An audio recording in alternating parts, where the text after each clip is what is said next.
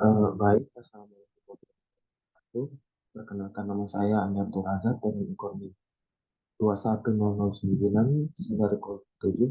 Hari ini saya akan memberikan presentasi mengenai struktur pasar, evolusi pemasaran hasil hutan, sistem pemasaran, dan saluran pemasaran. Eh, Pada presentasi ini saya membawakan 4 materi pokok bahasan utama. Yang pertama itu struktur pasar, evolusi pemasaran hasil hutan, sistem pemasaran dan saluran, dan salah satu contoh kasus penelitiannya. Yang pertama yaitu mengenai pasar. Pasar itu dapat diartikan juga sebagai tempat orang berjual beli, yang berarti kekuatan penawaran, permintaan, tempat penjual dan yang ingin menukar barang atau jasa dengan uang, dan pembeli yang ingin menukar uang dengan barang atau jasa.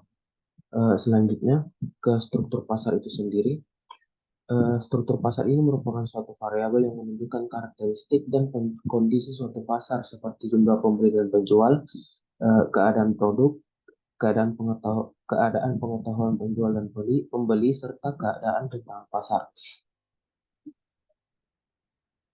Selanjutnya ada 3 elemen utama dalam struktur pasar itu sendiri. Yang pertama itu pangsa pasar. Pangsa pasar ini bagian dari keseluruhan permintaan suatu barang yang mencerminkan golongan konsumen menurut ciri khasnya, seperti dari tingkat pendapatan, umur, jenis kelamin, pendidikan, dan juga status sosial. Pangsa pasar ini biasa kita kenal juga dengan sebutan target pasar. Yang kedua yaitu konsentrasi pasar atau pemusatan, yang merupakan kombinasi pangsa pasar dari perusahaan-perusahaan oligopoli, di mana mereka menyadari adanya saling ketergantungan. Dan yang terakhir yaitu hambatan untuk masuk ke dalam pasar, eh, yaitu cara atau usaha dari perusahaan atau para pelaku industri yang dapat masuk ke dalam pasar. Eh, hambatan untuk masuk ini mencakup dari segala sesuatu yang memungkinkan adanya terjadinya penurunan penurunan kecepatan pesaing baru. Selanjutnya, menurut Case dan Fair di tahun 2008, dalam jurnal Sukirno tahun 2010, terdapat 4 struktur pasar itu sendiri yang dikelompokkan menjadi 4 jenis.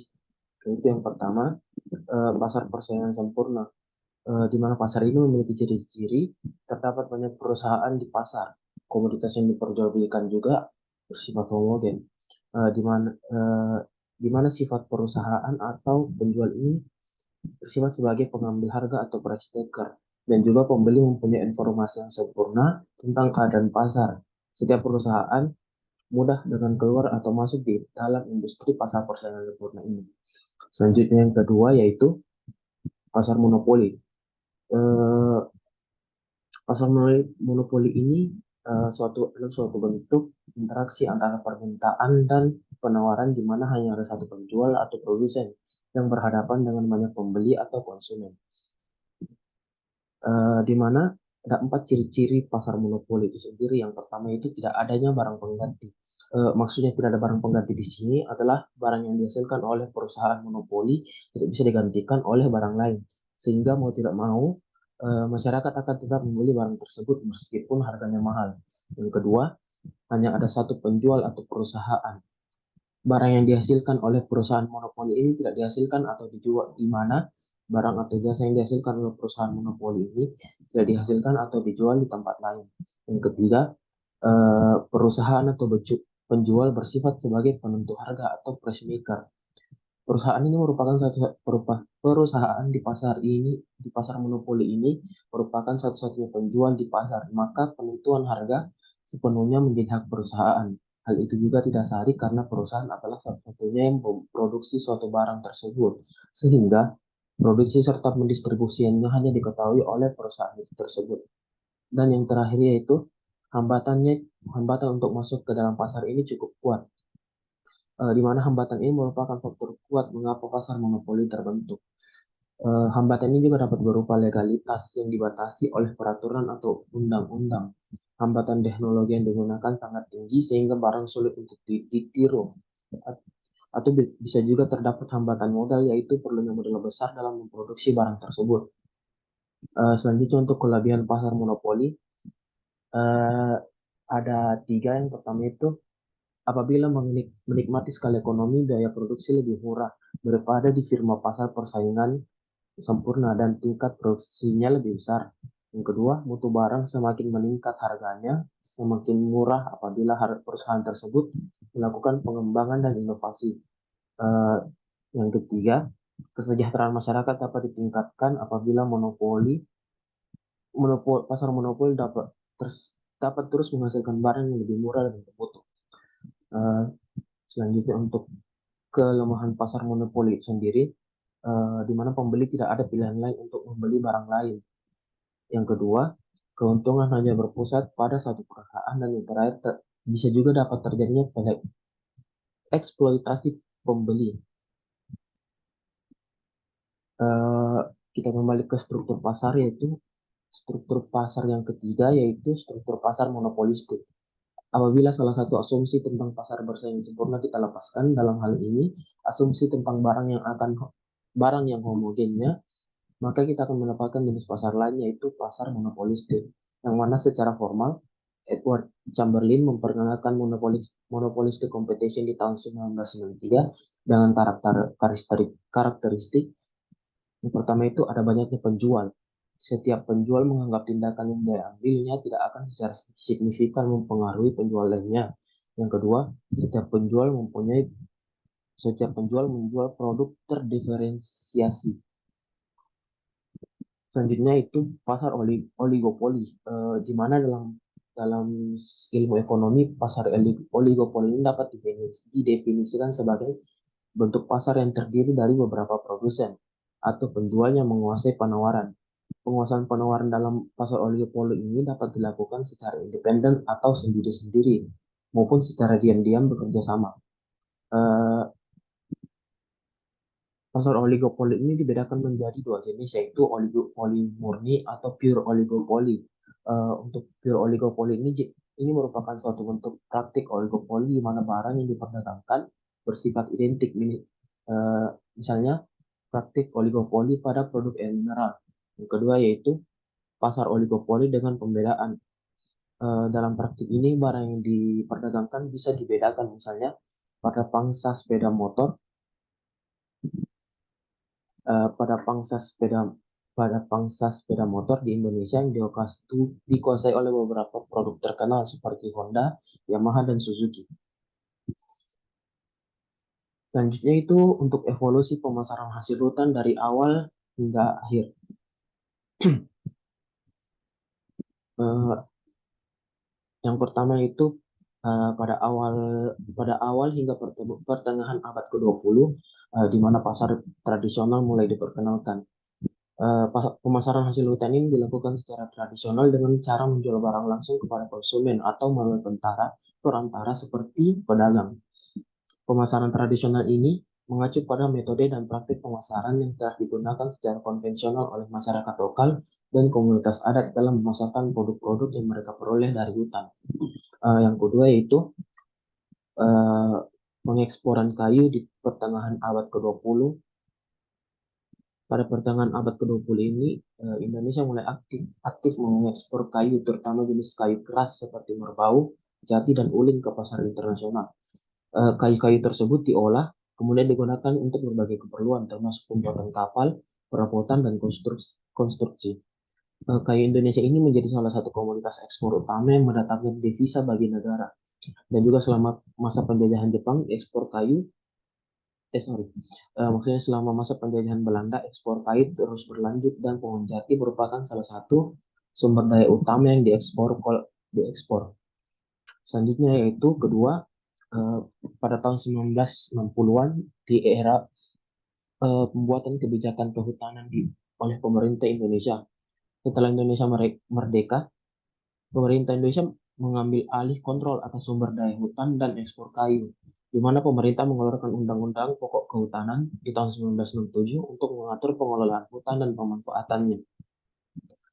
Selanjutnya yaitu pangsa pasar global dan pengembangan industri pulp di tahun 1980 hingga 1990-an. Selama periode ini, permintaan global terhadap pulp dan kertas meningkat pesat. Indonesia telah menjadi salah satu eksportir utama pulp dan kertas di dunia. Produk-produk ini diekspor ke berbagai negara di seluruh dunia, terutama Asia, Eropa, dan Amerika Utara, di mana Indonesia mengembangkan industri pulp dan kertas yang melibatkan eksploitasi sumber daya hutan untuk memenuhi permintaan tersebut. Selanjutnya, pemasaran berkelanjutan yang dimulai pada akhir abad ke-20 hingga awal abad ke-21.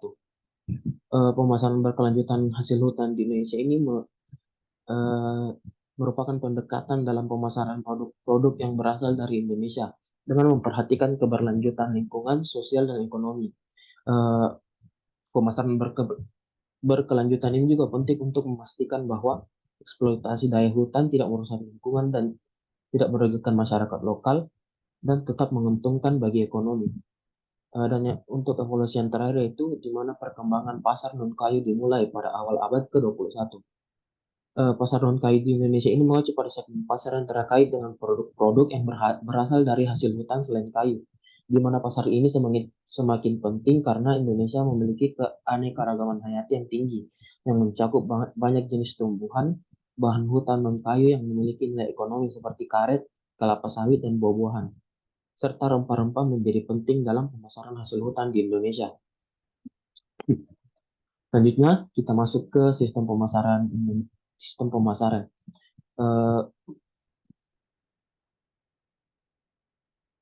Eh, di mana sistem pemasaran ini merupakan suatu kumpulan lembaga yang melakukan tugas memasar barang, jasa, ide, dan orang-orang dan faktor lingkungan yang saling memberikan pengaruh dan membentuk serta mempengaruhi hubungan perusahaan dan pasar.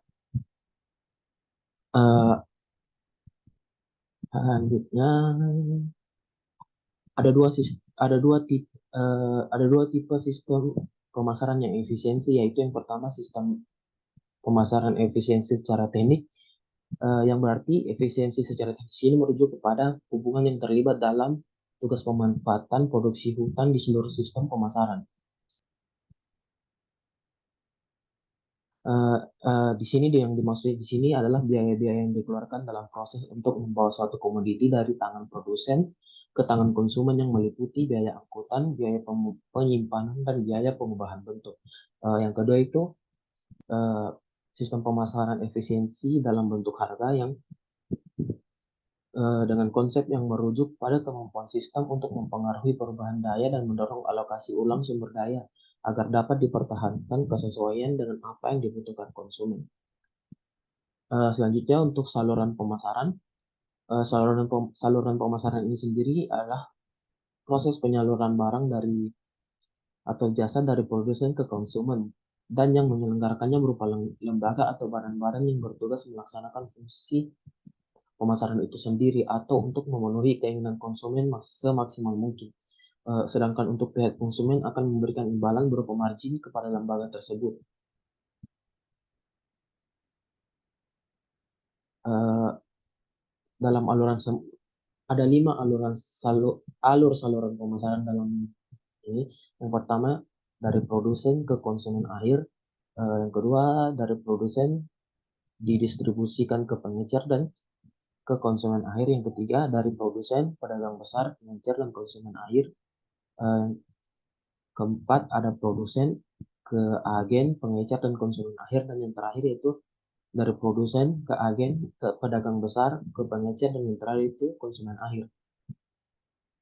Untuk salah satu contoh penelitian terkait itu, untuk kesimpulannya, hasil penelitian ini menunjukkan bahwa tingkat petani mengarah pada struktur pertanian persaingan pasar persaingan sempurna dengan nilai sebanyak 39,37%. Tingkatan pedagang pengumpul dan pedagang besar mengarah pada struktur pasar oligopoli ketat dengan masing-masing nilai 75,85% dan 83 dan 16%.